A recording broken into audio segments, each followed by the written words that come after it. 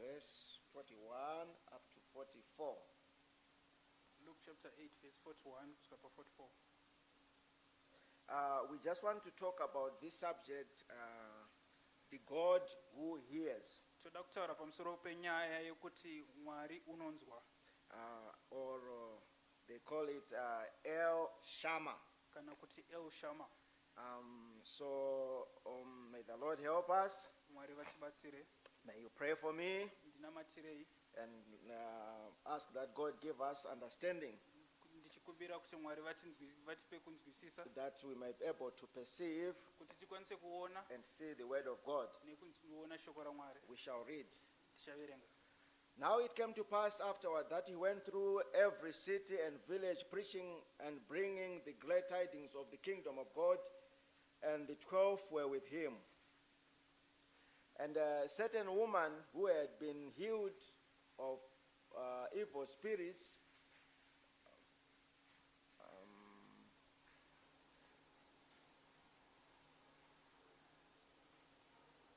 sorry, I'm reading from verse 1. I'm supposed to be reading from verse 41. Verse 41.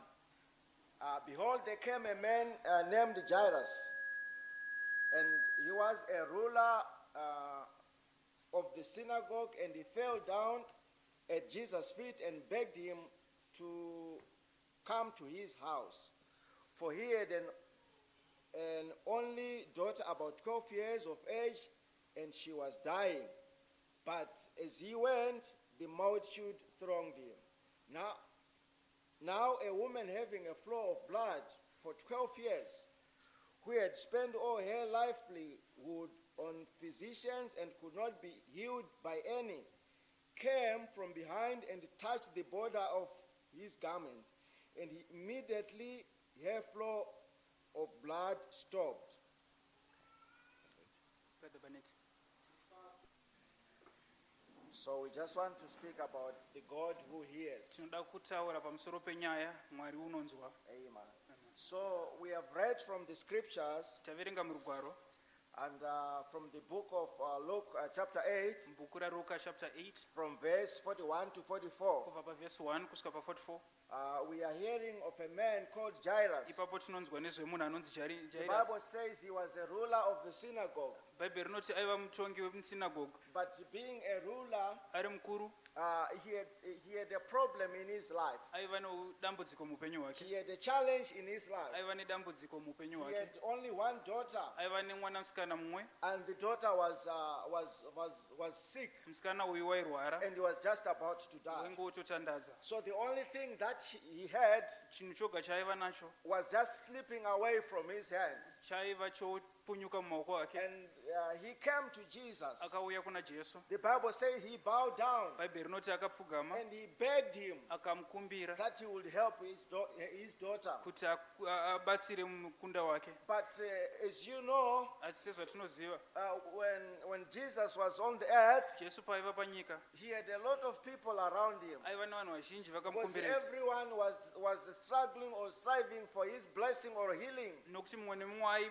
aitsvaga There is something kubatsirwa which kwake they had seen in the Messiah. nokuti pane chavakaona muna They had Mesaya. seen what he could do. Vakaona So zvaaikwanisa there were kuita. people around him. Paiva nevanhu But vakamukomberedza. this ruler, Mukuru uyu he came and he bowed down before the Lord akauya akapfugama pamberi and pashe begged that he should heal the daughter. ndokumukumbira kuti apodze The mwanasikana Bible wake. tells us that the daughter was 12 years old. Bhaibheri rinoti aiva nemakore But 12. whilst he was doing that, Paaita izvi there was a hive of activities around. paiva nezvo zvaingoitikawo. The Bible speaks of another woman. Bhaibheri rinotaura nezvemumwe This mukadzi woman also had challenges in her life. aivawo nedambudziko muupenyu So he hwake. was also seeking to get hold of the Lord. Aitsvagawo kubata He Ishe. was also seeking to get his problem solved or his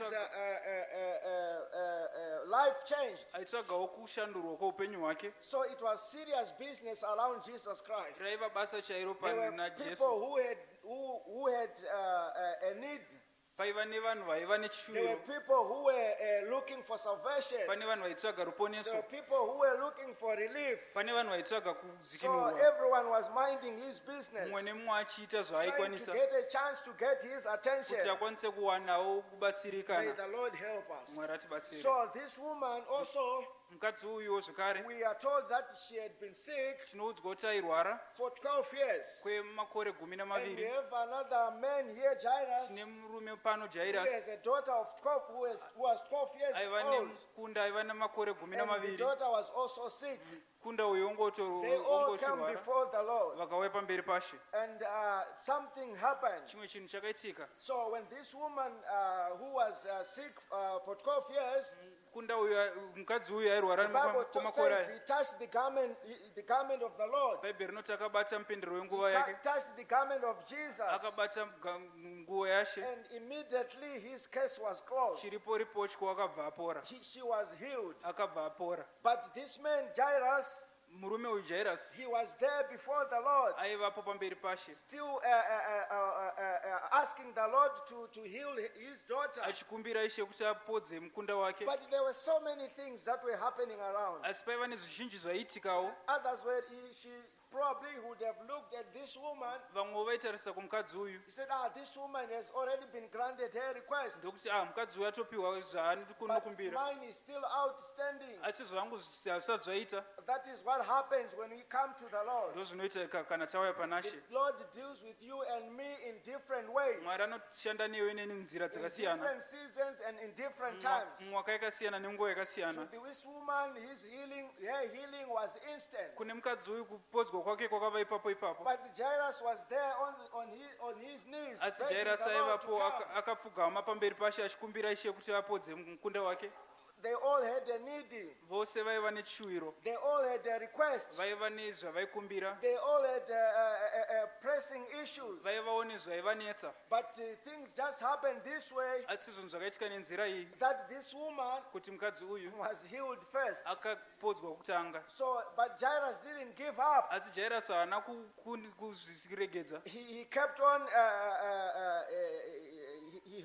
he held on, akaramba akabatirira waiting for his turn. achimirira mukana wake. Or if the Lord will give us the grace Kana Mwari akatipawo nyasha to keep waiting on our knees tirambe takamirira pamabvi edu until his own time, kusvika nguva yake he answers our prayers. apo anopindura So munyengetero it yedu. was during that time Yaiva nguva iyoyo that a lot of things were happening. apo zvizhinji zvaiitika. Remember, these things are unfolding in public. Rangarira izvi zvaiitika There were so paruzhinji, many people around, vazhinji vengu vakakukomberedza just like your life and my life. seupenyu hwako nehwangu. We don't live in a confined place, Hatirarami but munguva we yedu live yetoga, in asi societies. tinorarama muruzhinji We live among people, pakati pevanhu, people who can see, vanhu vanokwanisa people kuona who can talk, vachitaura, people who can comment, vanokwanisa kutaurawo, people who can pass conclusions. vanokwanisa kukupa magumiso But enyaya above yako. all, Pamusoro pazvo we have a faith tine kutenda that is grounded in the Word of God. kwakatsiga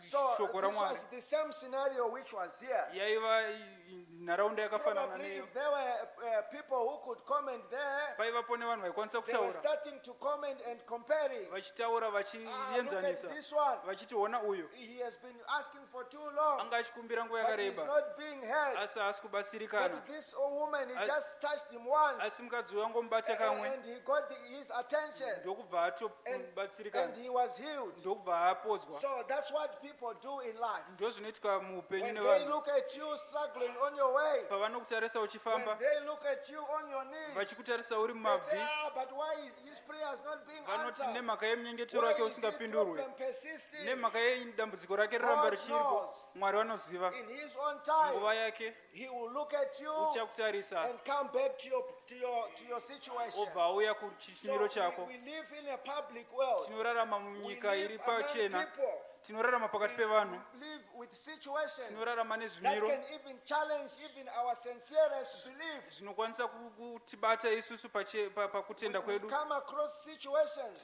Tinosangana nezvimiro that even challenge even our faith. zvinochallenge kunyange kutenda It's kwedu. not an easy road. Haisi nzira So the yakapfava. people were looking at but he's a ruler. vanotarisa voti abati How come mukuru he's a big man? ari munhu He's a mukuru respected man in the society. munhu anotarisirwa But munharaunda look, this woman here, asi tarisai mukadzi he uyu just prayed once and it happened. angonamata kamwe zvakabva She zvaitika didn't even pray, she just even touched haana the garment. kutombonamata atongobata So, but this man has been begging and begging. asi murume uyu anga God is not achikumbira even kumbira giving him his asi attention. mwari haasitombomubatsira So probably he's a sinner. zvichida mutadzi There's something wrong with him. pane chimwe How chakakanganisika come, naye he can't compare with a woman? sei tisingakwanisa kuminzanisa nemukadzi God uyu knows his ways. mwari unoziva nzira We dzake cannot, he is not a man haasi munhu that he reasons like you and kuti me. afunge sewe He neni has got his perfect time ane nguva yake yakakwana and he's got his ideal, his purpose ane chimiro chake chaanoda upon your very life. paupenyu hwako It might be different from mine. zvingava zvakasiyana neni So, but there's one thing that this man did. asi pane chimwe chinhu He chakaitwa nemurume didn't uyu leave the place. haana kusiya He nzvimbo kept iyi on pressing. akaramba akabatirira May the Lord help us. mwari atibatsire We just want to read from the same chapter from verse 49 toda kuverenga pachapta imwe pavhesi and 49 up to 52. kusvika pa52 While he was still speaking, someone came from the ruler of the synagogue's house, saying to him, "Your daughter is dead. Do not trouble the master." But Jesus heard it, and he answered him, saying, "Do not be afraid, only believe, and she will be made well." When he came to the house, he permitted no one to go in except Peter, James, and John, and the father and the mother of the girl. Now all wept and mourned for her. But he said, "Do not weep. She is not dead, but sleeping."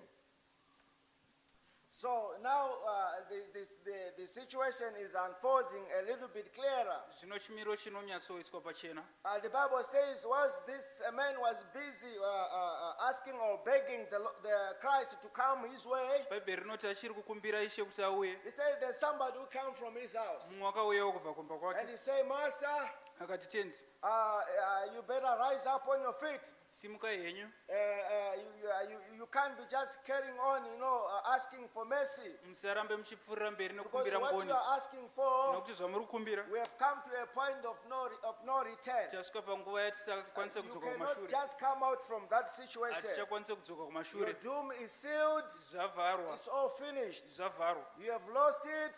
It's warasikirwa gone. zvapera It's just a history now. yanhoroondo zvino Your daughter is dead.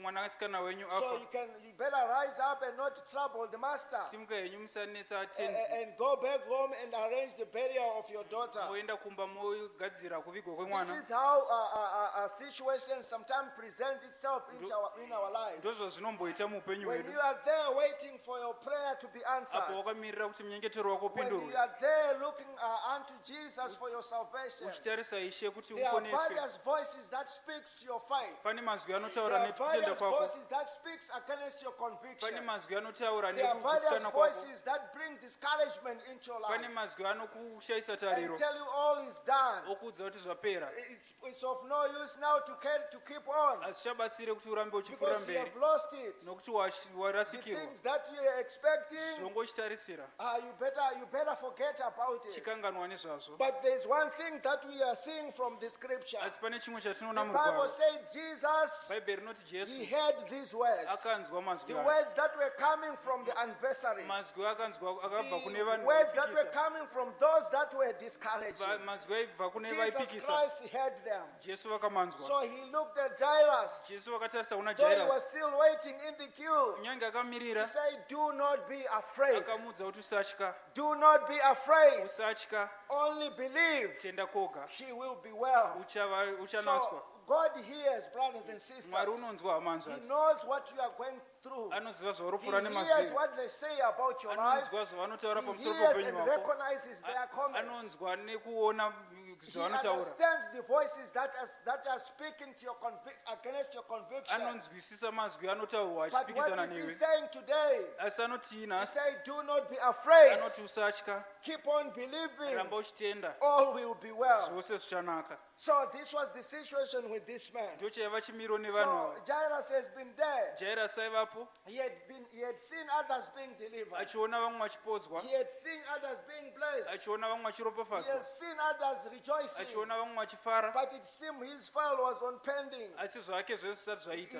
It seemed, but his issue was not on the record. Zvake zvaita sekunge zvisiri But, kuzikanwa, and even the reports were pouring in. kunyange zvaitaurwa But zvaiuya there is no hope. kuti hapachina tariro. God hears. Mwari unonzwa, The Lord hears your plea. Ishe unonzwa He kunamata even kwako, hears the words of your accusers. anonzwa kunyange He vanokupomera, even hears what they say about you, even in their private places. anonzwa kunyange zvavanotaura And mudzimba in dzavo due dzakawanda. time. Asi nguva isipi, And in due time, nguva isipi he will answer and come to your plea.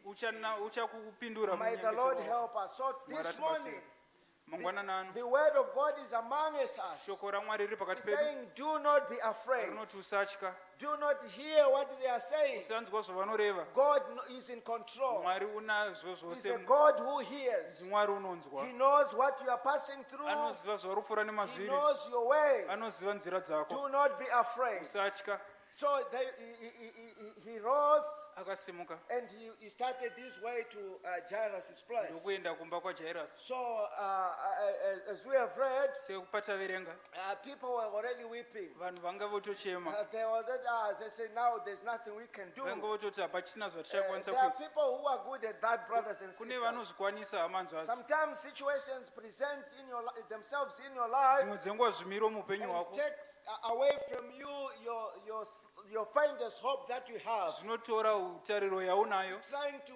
forcing you to give up zvokumanikidza kuti uramwe, and say, "Oh, I can't come out of this situation." woti handichakwanisa And kubuda say, "Ah, muchimiro, this is my life. woti ndo upenyu This hwangu, is part of me. I have to ndo accept it." zvandiri, ndofanira kuzvigamuchira. But God hears, Asi Mwari unonzwa, and He is saying to this morning, anoti mangwanani "Do ano, not be afraid. usatya, Only believe, tenda koga, and all shall be well." zvose So zvichanaka. they went there, Vakaenda, and when they arrived with people weeping, vakasvikapo he vanhu had to vachichema, convince them and say, "Do akavagombedzera not weep. akati musachema, She is not dead." haana kufa. So let us not weep. Ngatisachemai, Do not be discouraged. ngatisashaye tariro, Do not give up. ngatisaramwai, The end is not yet come. magumo haasati asvika.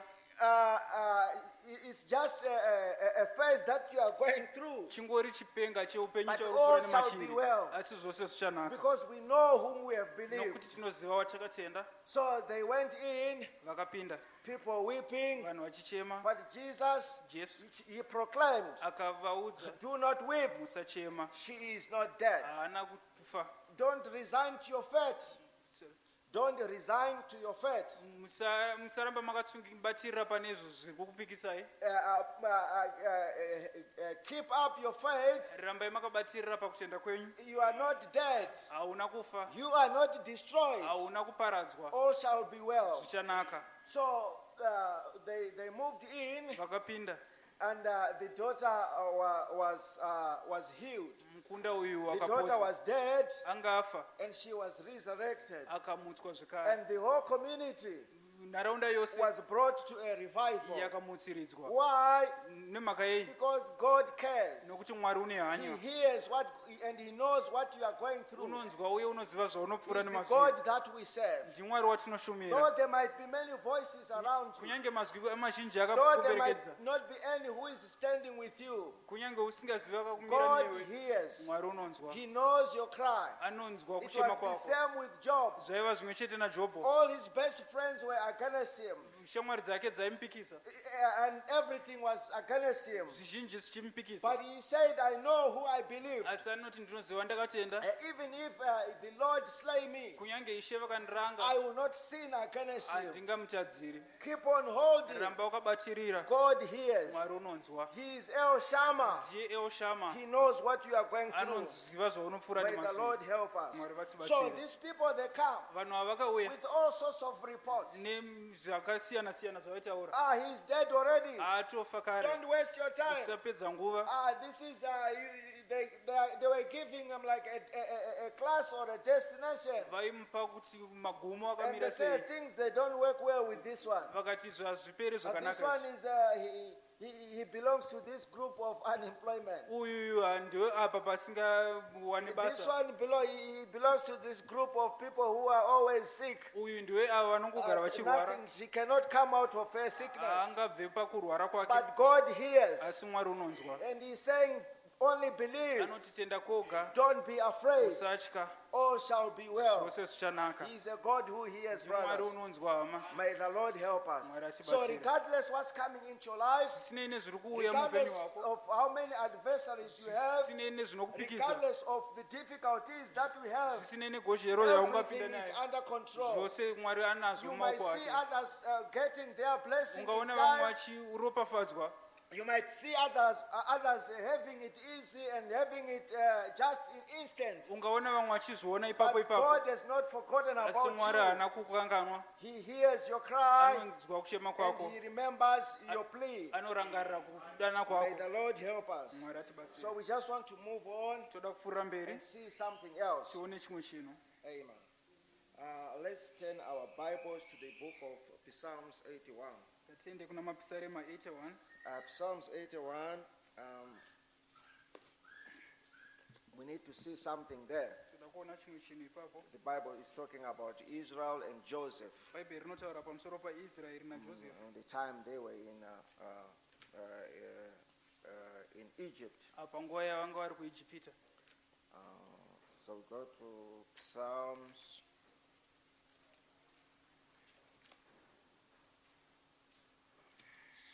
Being allowed to our God, our strength, to God our strength.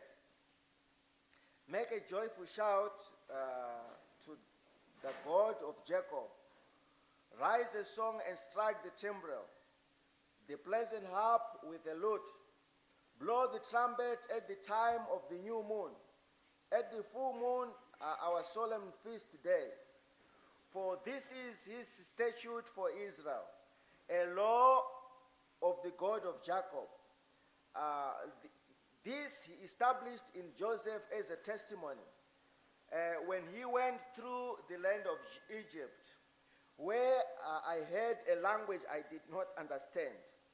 I removed his shoulder from the burden. His hands were freed from the basket. I can read from a Shona Bible. It is singing or is worshiping in the Psalms. Pano Dhavhidi unorumbidza nekuimba mapisarema. So he's talking about the worshiping of God. Anotaura nezvekushumirwa kwaMwari. He's saying, blow the trumpet all the time at the time of the new moon. Anoti ridzai hwamanda munguva yemwedzi mutsva. Keep worshiping the Lord. Murambe muchishumira Ishe. And he said these things they were established in Joseph. Anoti zvinhu zvakasimbiswa muna Josefa. And they were established in Joseph as a testimony. Seuchapupu. When the time that he was in Egypt, Panguva yaaiva kuIjipita. when he was battling out in Egypt, Achirwa ari kuIjipita. God had already established his testimony. Mwari anga He atogadzira had uchapupu ordained hwake. that trail for a testimony. Anga atozodza So uchapupu hwake. what they had to do Zvavaifanira kuita was to keep on blowing the trumpet, kwaiva kuramba vachiridza hwamanda. to keep on making a joyful sound, Vachiita ruzha rwerumufaro. worshiping God, Vachishumira Ishe. because these things were established for a testimony. Nokuti zvinhu izvi zvakaiswa nokuda kwechapupu. That the power of God Kuti simba raMwari can be seen rigoonekwa even in the dark times of life. kunyange munguva yerima yeupenyu. So what they were supposed to do Zvavaifanira kuita kuita is to keep on rejoicing. kuramba vachifara. Then the word says, Shoko roti I will remove your shoulder ndichabvisa from the burden. zvinoremera, Not the burden being removed from the shoulder, kwete kuti zvinoremera but it's zvobviswa the pamafudzi, shoulder which is being removed from the burden. asi mafudzi anobviswa pane zvinoremera. So when the shoulder is removed from the Kana burden, mafudzi abviswa pane the zvinoremera, burden will come crashing down. zvinoremera zvinodzika pasi zvopwanyika. So here David is saying, Pano Dhavhidi unoti Joseph was among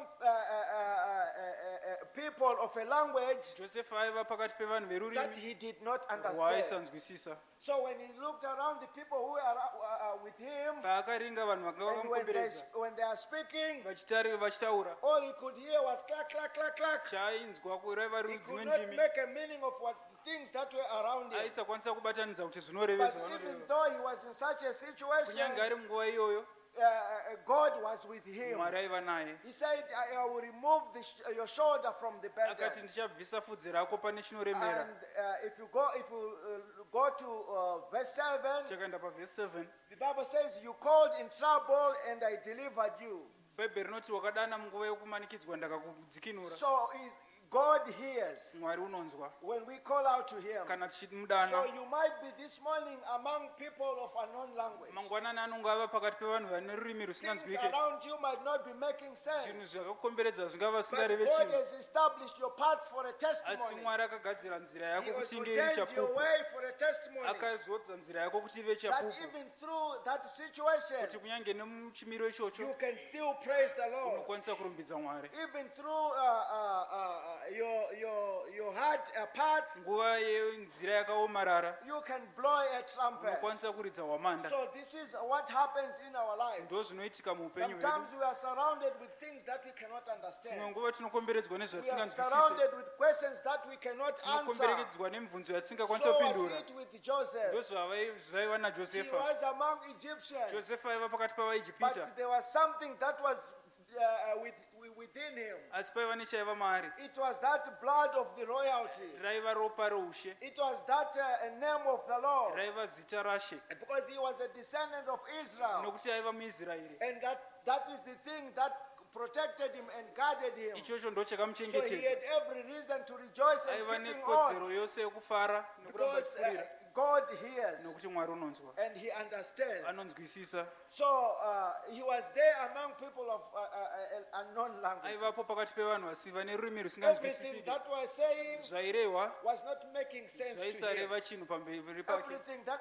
they were talking Pane about, zvose zvaitaurwa he did not understand hapana them. chaikwanisa kunzwisisa, But God in heaven, asi Ishe ari kudenga he saw him through. akamubatsira. It's exactly the same with your life. Ndo zvazviriwo You muupenyu can hwako. be among things that you don't understand. Unokwanisa kuva The uri pane mountains that you cannot zvausinganzwisisiki, climb. makoma The usingakwanise kukwira, valleys that you cannot cross. mupata usingakwanise Even kuyambuka, the questions that you cannot mibvunzo answer. usingakwanise kupindura, Things that you cannot even comprehend. zvausingakwanise kana kubata, He is still God. iye achiri Mwari. He can answer your plea. Anokwanisa kupindura Your path munamato and your wako. way was established for a testimony. Nzira yako yakagadzirwa Keep kuti inge on iri chapupu. worshiping God. Ramba uchimunamata, Keep on waiting on ramba him. uchimirira He paari. is a God who hears. NdiMwari unonzwa, He will not forsake you. haangakusiye. He will answer your prayers. Achakupindura And munyengetero in yako. due time, Munguva isipi you will have your reward. uchava nemubayiro wako. May the Lord help Mwari us. atibatsire.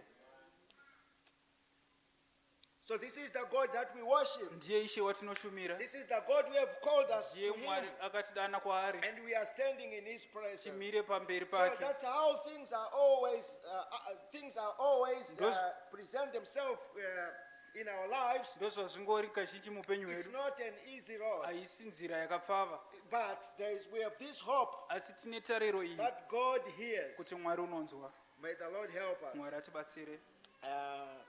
Let's go. We need to go to the book of Acts, chapter 28. Toenda kumabasa avapostora chapter There we 8. need to see something there. Tinoda kuona chimwe chinhu ipapo What happened to Paul zvakaitika kuna Pauro when he was on his way paaiva munzira yake to Jerusalem. kuJerusarema. Acts chapter 28. Mabasa 28.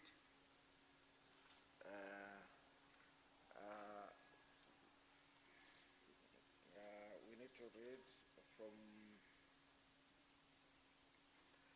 Brother Barnett, I need you to read from verse 1 to 6, just to save our time. Of people. Pano tine boka revanhu. And from the scriptures, if you read from verse chapter 27, Magwaro takaverenga chapter 27. you can see Paul was in a ship, Tinoona Paulo ari muigwa, being a prisoner, ari musungwa, and they were all being with other prisoners. They were all being taken to Jerusalem. vachitorwa nevamwe vasungwa kuenda kuJerusalemu. But there was an accident when they were sailing, Asi pakava nenjodzi pavaienda. and the ship was hit the ground, Igwa rakarova ivhu and it was broken in pieces. rakatsemuka. And so they were in the sea.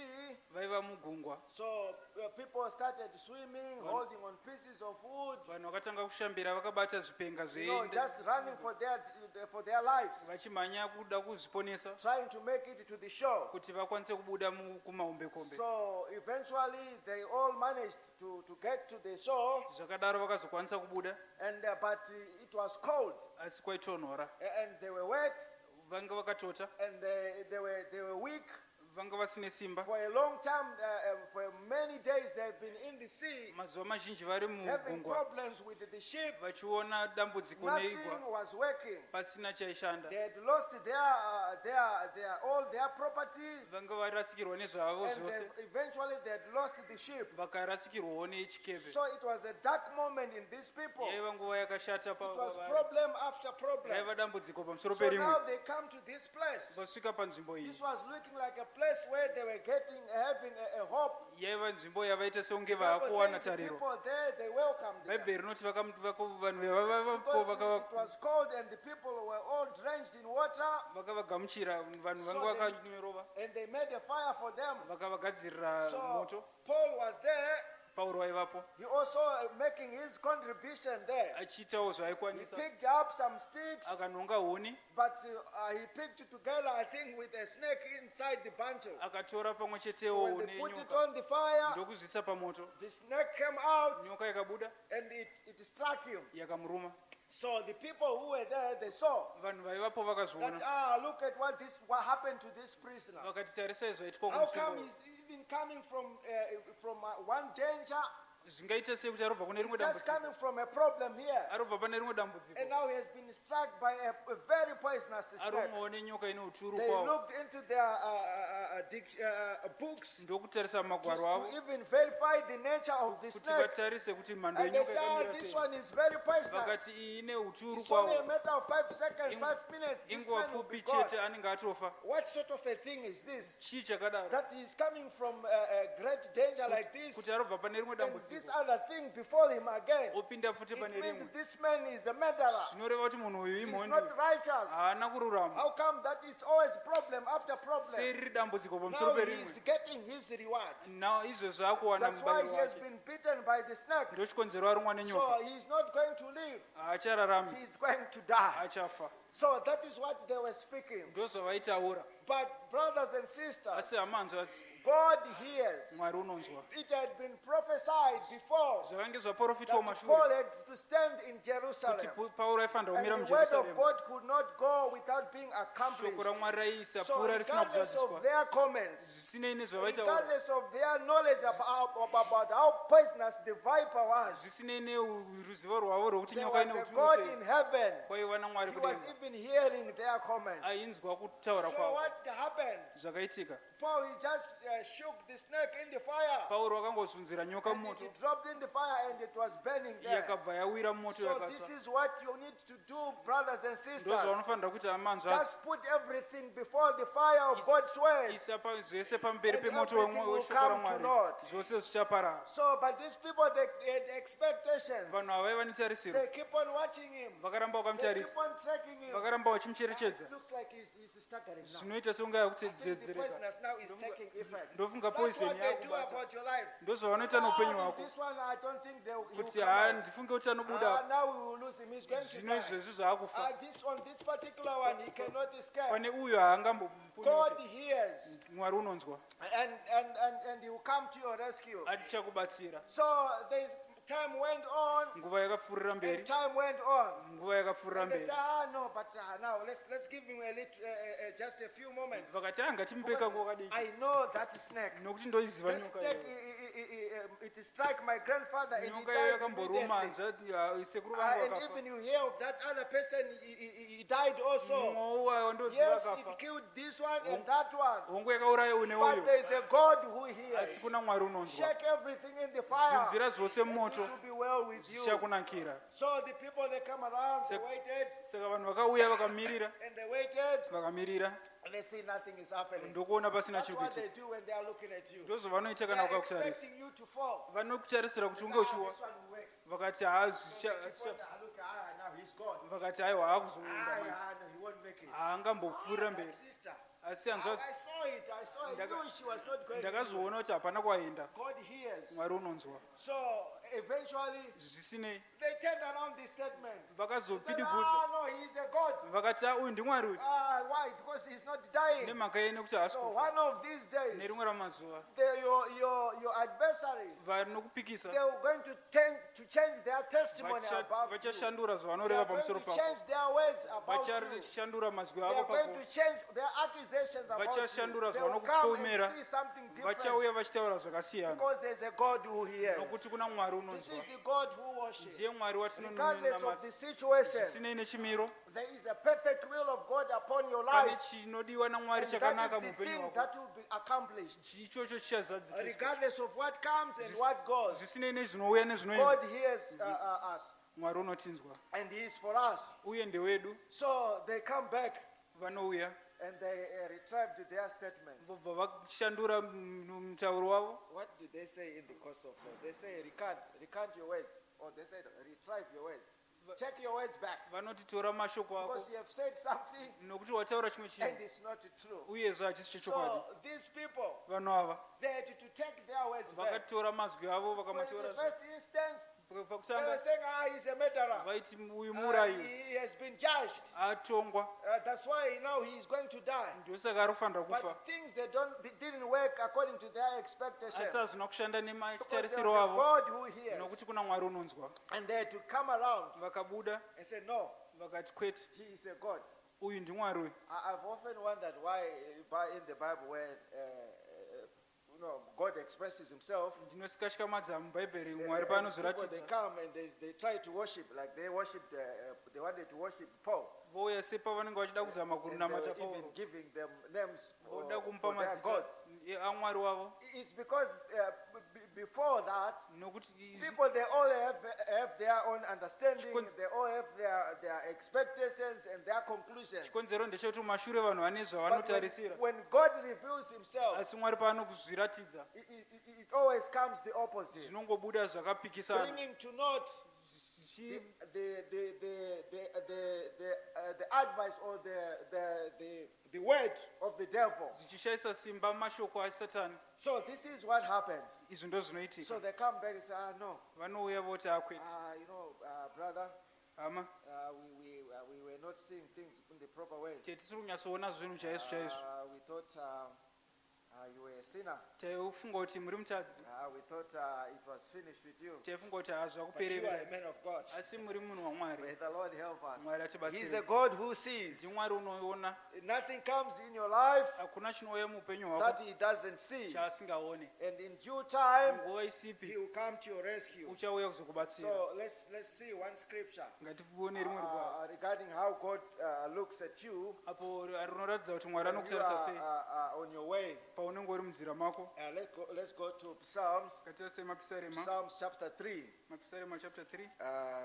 Brother, I need you to read for us from verse 1 up to 5.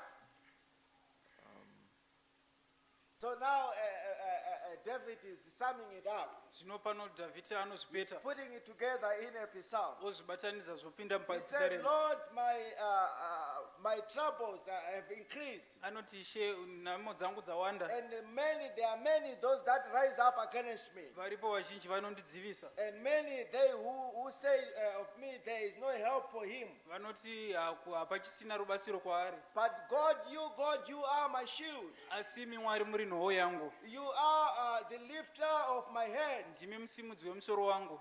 And he says, there is one thing that David understood. Pane chinhu chimwe chete He chakanzwiswa says, when naDhavhidhi. I cry Anoti pandakachema with my voice, nezwi rangu I know that you heard me. ndinoziva kuti makandinzwa. And when when you hear me, Pamunondinzwa you hear me from your holy hills. munondinzwa pakubva pagomo renyu dzvene. So when God hears your prayer, Mwari paanonzwa munenyengetero wako he doesn't hear it like mortals. haazvinzwe semunhu anofa. He doesn't hear it like the way you and me hear. haazvinzwe sekunge But iwe neni. when God looks at your situation, Asi kana Mwari achitarisa chimiro He chako looks at it from the holy hills. anochitarisa kubva pagomo dzvene. He looks at it out of His holiness. Anochitarisa kubva He pakutsvene looks at hwake. it out of His righteousness. Anochitarisa kubva pakururama kwake. Because you are not just an ordinary person. Nokuti before Him. hausingori munhu nje. This is how God looks at you. Ndizvo zvinotariswa So naMwari pauri. David goes on.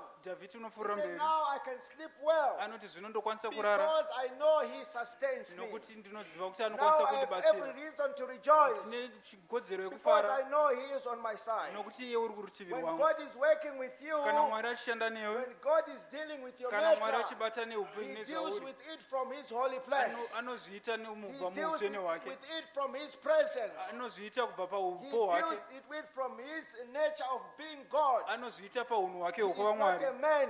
Haasi munhu. He doesn't look like a man. Haatarise He semunhu. doesn't understand like a man. Haanzwisise semunhu. So do not be afraid. Saka usatya, Keep on believing. ramba uchitenda. All will be well. Zvose zvicharingana. God is looking at you. Mwari akakutarisa. God cares. Mwari une hanya. He is looking at your case. Anotarisa pane And he's zvinokunetsa. doing it from His holy place. Anozviita kubva Oh, pagomo what a dzvene. privilege we have. Tine rombo rakanaka. So go in peace. Enda hako murugare. You can sleep Unokwanisa kurara. and you can wake up. Unokwanisa kumuka. And because Nokuda kwokuti He sustains you, iye unotisigira. He will be there for you. Uchava nesu. He will lift you up. Uchakusimudza. And all your adversaries, Vanokudzivisa. whatever they devise, Zvose zvavangagadzira will come to naught. zvichashaya basa. Because God hears. Nokuti Mwari unonzwa. Or isn't it wonderful, Asi church? zvina kunaka here That kereke. when God is looking at you, Kuti kana Mwari achikutarisa. when God is here, He is dealing with your case. Kuti Mwari kana achishanda He newe. hears you from His holy place. Anozvinzwa kubva panzvimbo He yake hears you utsvene. from His holy mountain. Anozvinzwa kubva pagomo rake No wonder routsvene. why David said at one point, Ndosaka Dhavhidhi achiti, even if I walk through the valley of death, kunyange ndakapfuura nemupato I wemvura will werufu, not fear evil. handingatye zvakaipa. This is the Lord whom we Ndiye serve. Ishe watinoshumira. He is Jehovah. Ndiye Jehovha. He is El Shammah. Ndiye El Shama. He hears. Iye unonzwa. May the Lord help Mwari us. atibatsire. God bless you, church. Mwari akuropafadze Your way kereke. might be rough and difficult, Nzira ingavangarara, but remember this. asi rangarira ichi. She is not dead. Haana kufa, She's just asleep. akangorara. Weep not. Usachema, Everything will be all right. zvese zvichanaka. Weep not. Usachema, The end is not yet come. mugumo usati wasvika. Weep not. Usachema, We have not been devastated. hauna kuparadzwa. All will be well. Zvese zvicharingana. God hears. Mwari unonzwa. Whatever they say about you, Zvese zvavangareva pamusoro whatever pako, they talk about you, zvese zvavangataura newe, whatever their conclusions, zvese zvavangapeta, God hears. Ishe And vanonzwa. He said, only believe. Vanoti tenda koga, Don't be discouraged. usashaya simba. He is God. Iye ndiMwari. May the Lord help us. Mwari vatibatsire. God bless you, church. Ishe vakuropafadze kereke. Keep on walking. Rambai muchifamba, Keep on traveling. rambai muchifamba, Keep on moving. rambai muchienda mberi. God looks at you Mwari unokutarisa from His holy kubva place. pagomo rake He dzvene. doesn't look at you Haakutarisi from men's reasoning. kubva pakutarisa He somunhu. doesn't look at you Haakutarisi the way from the understanding of man. nenzwisiso But yemunhu. when He's dealing with your Asi case, kana achikubata He newe, deals with it from the holy place. anobata newe kubva pagomo Oh, what a dzvene. privileged people we are. Tiri vanhu vane rombo rakanaka. Won't you take heart Haungaramba wakabatirira here. and keep on moving? Uramba uchipfuurira mberi. God hears. Mwari unonzwa. He is El Shammah. Ndiye El Shama. God bless you. Ishe vakuropafadze.